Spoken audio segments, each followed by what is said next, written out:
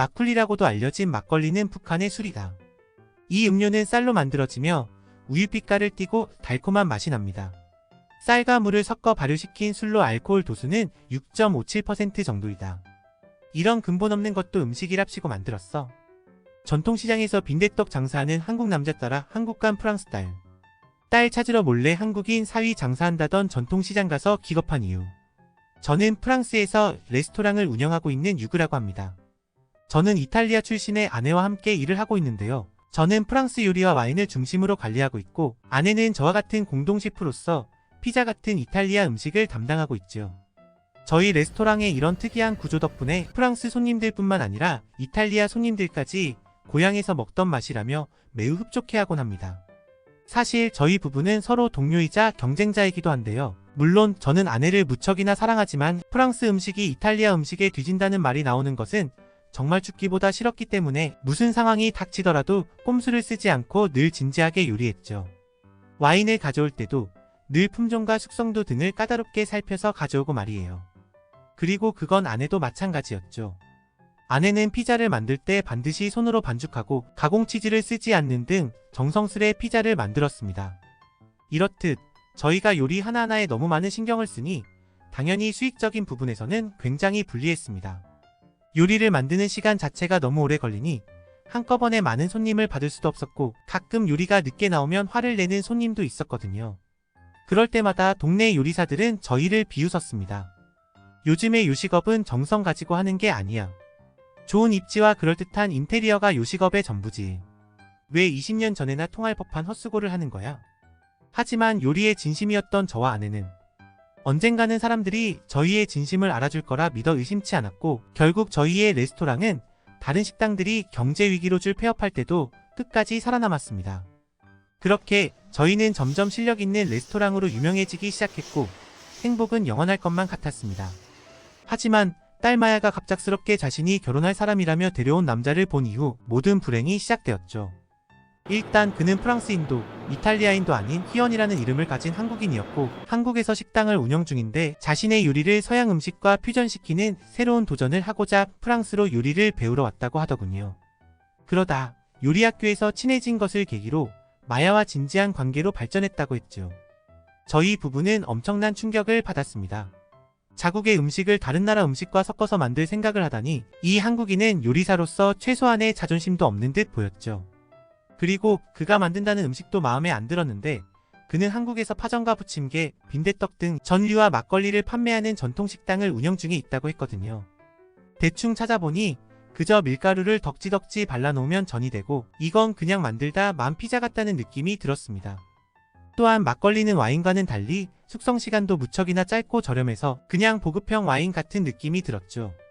저는 요리사로서 한창 성장해야 할 마야가 이런 근본도 없는 음식을 만드는 한국인과 결혼하는 것을 원치 않았고 결국 그에게 해선 안 될 말까지 해버리고 말았습니다.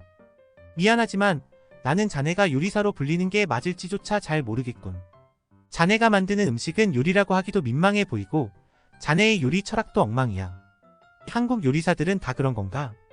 자네가 우리를 인정시킬 수 있을 만한 수준 높은 요리를 만들어 오지 않는다면 이 결혼은 절대로 허락할 수 없네.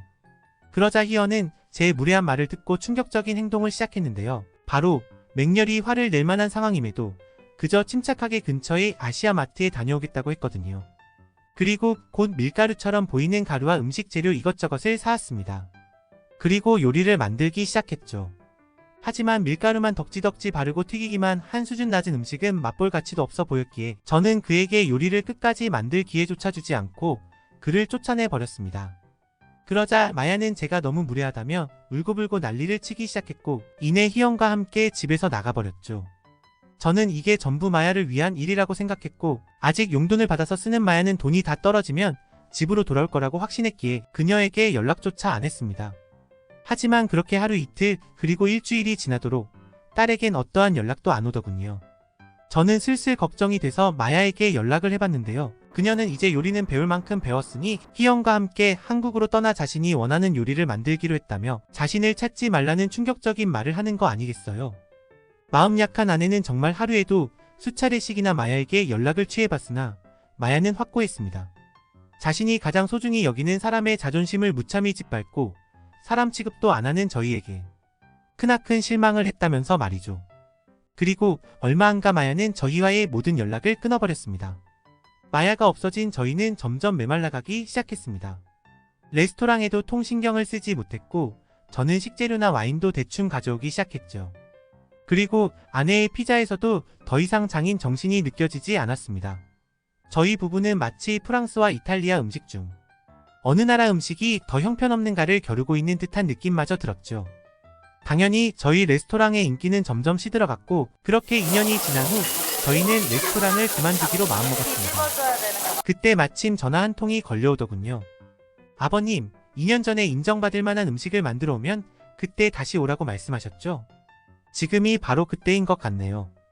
맞습니다. 그건 바로 희연의 전화였는데요. 저는 전화를 받자마자 아내와 함께 곧바로 한국으로 떠나게 되었죠. 희연의 가게는 한국의 전통시장 안에 있다고 했는데 전통시장은 한국만의 느낌과 멋이 그대로 담긴 느낌이라 엄청나게 멋있더군요. 프랑스나 이탈리아에는 이런 느낌의 거리가 하나도 없거든요. 심지어 큰 테이블 하나에 모여서 처음 보는 사람들과도 막걸리라는 한국의 전통술을 마시며 서로의 일상을 공유하는 한국인들의 모습에 뭔지 모를 끈끈함도 느껴졌는데요. 그들은 나이나 성별에 상관없이 자신들이 구매한 안주와 막걸리를 공유하고 있었고 심지어 이제는 다 늙어버린 외국인 부부였던 저희를 본 한국인들은 저희에게 막걸리와 정체불명의 빨간 음식을 권하며 저희를 환영해주기도 했죠. 어떻게 처음 보는 사람들에게도 전혀 경계심을 가지지 않고 기꺼이 친구가 되어주려고 하는지 저는 한국인들의 따뜻한 성품에 큰 감동을 받았습니다. 아내도 처음 받아보는 이런 환영에 꽤나 가슴이 복받쳐오는 듯했죠. 하지만 저희는 한국인들의 호의를 정중히 거절한 채 발걸음을 옮길 수밖에 없었습니다. 저희에겐 그것보다 더 중요한 것이 남아있었거든요. 어쨌든 그렇게 전통시장 한복판에 위치한 희연의 식당은 놀라웠습니다. 그는 엄청나게 큰 전집을 운영 중이었는데요. 저희를 반갑게 맞이해준 희연은 자신의 할머니가 시작하셔서 자신까지 3대째 내려왔다던 전집을 운영 중이라고 했습니다. 감히 수십 년의 노하우를 가진 요리사를 무시했다니 저는 그의 가족의 전통에 비한다면 새파란 애송이일 뿐이었는데도 말이죠.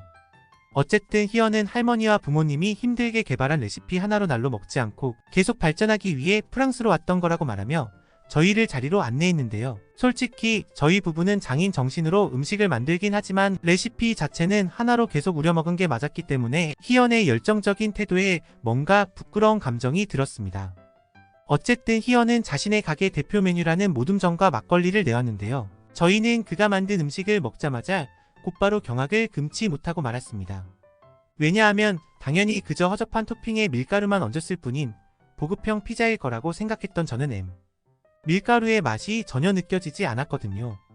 어떤 전은 녹두를 사용한 것 같았고 어떤 건 쌀가루 그리고 어떤 건 밀가루 외에도 다양한 소스가 첨가되어 있는 듯 보였죠. 기름에 튀겼음에도 느끼함 하나 없었고 무엇보다 굉장히 빠르게 요리되는 이 음식들은 정말 환상적이었습니다. 막걸리도 마찬가지였어요.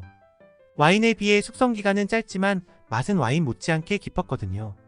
무엇보다 가격이 합리적이라 많은 사람들이 행복해하며 저마다의 밤을 보내고 있었죠. 저는 곧 맛과 속도, 다채로움 등 저희 레스토랑과 비교했을 때 모든 면에서 위에 있는 희연의 요리를 무시한 제가 부끄러워졌습니다.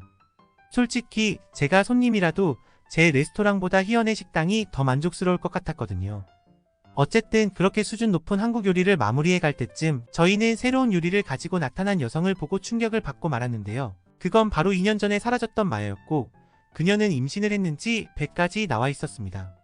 그녀는 눈물을 흘리며 반가움을 표하는 저희에게 자신과 희연이 개발한 음식부터 맛보고 이야기하자는 다소 차가운 말을 건네고 음식을 차려줬는데요. 처음 본 이 음식들은 피자와 한식을 섞은 듯한 모양새더군요.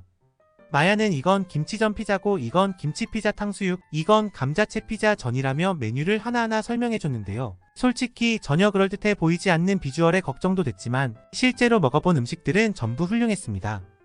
한국의 전이 어른들이 좋아할 법한 음식이라면 이 음식들은 단 것을 좋아하는 아이들에게 딱일 것만 같았습니다. 실제로 다른 전집들은 연령대가 꽤나 높았는데 희연의 전집에는 아이들과 함께 찾은 가족 단위의 손님들이 많았는데요. 달콤한 한국과 이탈리아의 퓨전 음식과 담백한 한국의 전은 그야말로 전 연령대를 아우르는 최고의 음식이었던 것입니다. 음식을 맛본 저희 부부는 저희가 완전히 실수를 했구나 싶어서 반성의 눈물을 흘렸습니다. 한국 음식의 수준은 엄청나게 높았고 다른 나라 음식의 맛까지 완벽히 조화시키는 걸 보면 프랑스나 이탈리아 음식보다 비교 위에 있는 것처럼 보였거든요. 그리고 프랑스 레스토랑에 꼭 한 명쯤은 있는 허세에 찌든 손님도 전혀 없고 그저 저마다의 소소한 행복을 즐기며 만족스러운 밤을 보내는 한국인들의 모습을 보면 손님 매너도 한국이 위였다는 사실도 알 수 있었습니다. 그렇게 저는 희연의 가게에서 겸손을 되찾고 희연 부부에게 진심 어린 사과를 건넨 뒤 그들의 결혼을 허락했습니다. 그리고 한국의 요리를 경험하고 감탄한 저희 부부는 고지식함을 조금 내려놓기로 했죠. 그래서 희연 부부에게 김치전 피자와 김치 피자 탕수육을 배워가기로 했습니다. 아무래도 완전히 다른 나라 음식끼리의 밸런스를 맞춰야 하기에 생각보다 정말 까다로운 음식이었지만 그래도 저희는 프랑스인들도 한국인들이 느끼는 행복을 느껴봤으면 하는 마음에서 열심히 배웠죠. 결국 저희는 프랑스로 다시 돌아와서 새 메뉴를 출시해봤는데요. 요리에 관해서는 몹시 고지식한 프랑스인들이라 걱정도 됐지만 그래도 수준 높은 음식을 알아보는 사람들이었기에 처음에는 어색해하던 사람들도 이내 저희의 신메뉴에 적응하고 꾸준히 찾고 있답니다. 프랑스인들이 한식을 너무나도 좋아하니 뭔가 신기하면서도 이런 반응에 힘입어 사람들을 행복하게 만들 수 있을 만한 여러 퓨전 음식들을 더 개발해볼까 하는데요. 희연과 마야와 계속 교류하다 보면 어쩌면 정말 엄청난 요리가 탄생할지도 모르겠다는 생각도 드네요. 이 외국인의 글은 여기까지입니다. 한국의 전통 음식과 전통 시장을 보고 충격을 받았던 프랑스인의 사연이었습니다. 한국 음식은 세계를 아우르는 맛과 정과 정성이 들어 있습니다.